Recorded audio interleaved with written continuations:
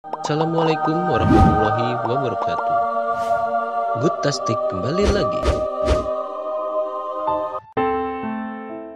Inilah penghalang utama pintu rezeki. Manusia memiliki rizkinya masing-masing. Bahkan Allah Subhanahu wa Ta'ala telah mengatur kehidupan manusia termasuk ajal, jodoh, hingga urusan rezeki sebelum manusia itu sendiri lahir di bumi.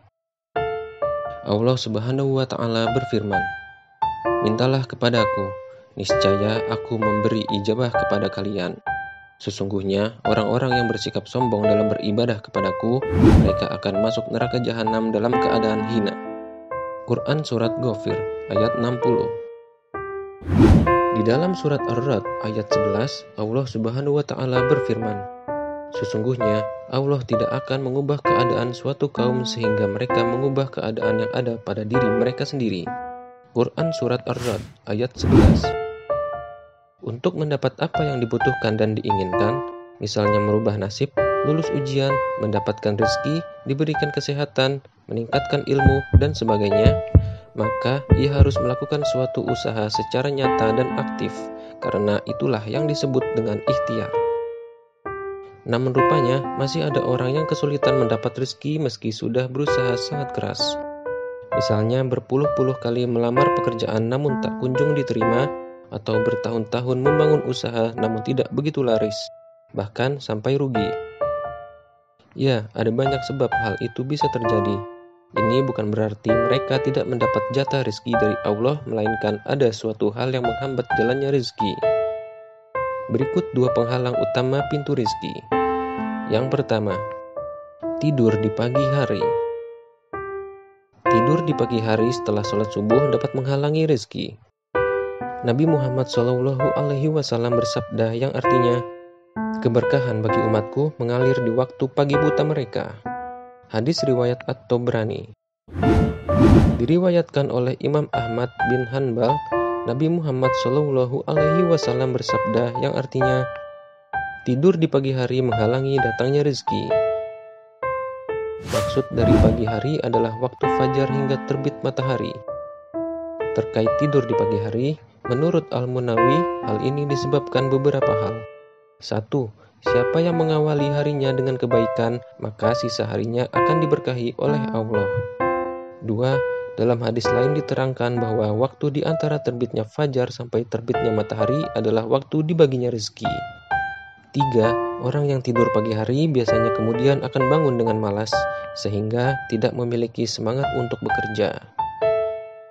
Dalam sebuah hadis riwayat Al-Baihaqi dan Ibnu Hibban, suatu ketika Rasulullah SAW mendapati anaknya Fatimah tengah tiduran usai sholat subuh. Lalu Rasulullah berkata, "Wahai anakku, bangunlah, saksikan rezeki Tuhanmu dan janganlah kamu termasuk orang yang lalai. Karena Allah memberi rezeki kepada hambanya antara terbit fajar dengan terbit matahari." Hadis riwayat Imam Ahmad dan Al-Baihaqi. Nabi Muhammad menyarankan kita untuk tidak tidur di waktu fajar karena rezeki mengalir pada saat fajar hingga terbit matahari.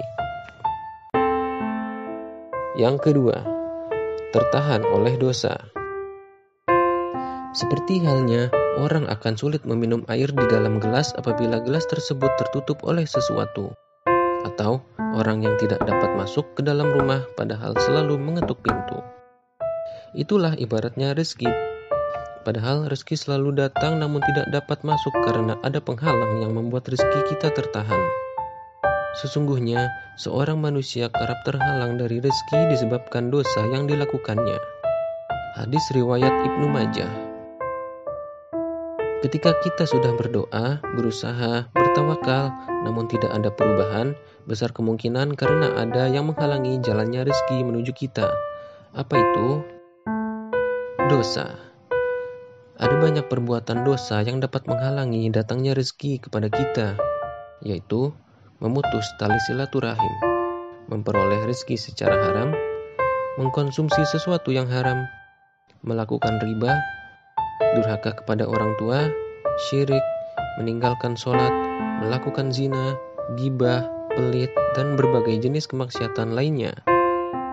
Ibnu Qayyim al-Jauziyah mengatakan, 4 hal yang menghalangi datangnya rezeki yaitu tidur di pagi hari, sedikit sholat, malas-malasan, dan berkhianat. Itulah tadi 2 penghalang rezeki yang dapat membuat manusia terhambat dalam memperoleh rezekinya. Tidur di waktu fajar dan terhalang oleh dosa. Wallahu alam, dan Allah Maha Tahu. Marilah kita semua memohon ampun kepada Allah Subhanahu wa Ta'ala, hindari tidur di waktu fajar dan menjauh dari apa yang Allah larang. Semoga kita semua selalu dalam lindungan Allah Subhanahu wa Ta'ala, mendapatkan rezeki yang halal lagi berlimpah, dan semoga video ini bermanfaat untuk kita semua. Amin. Wassalamualaikum warahmatullahi wabarakatuh.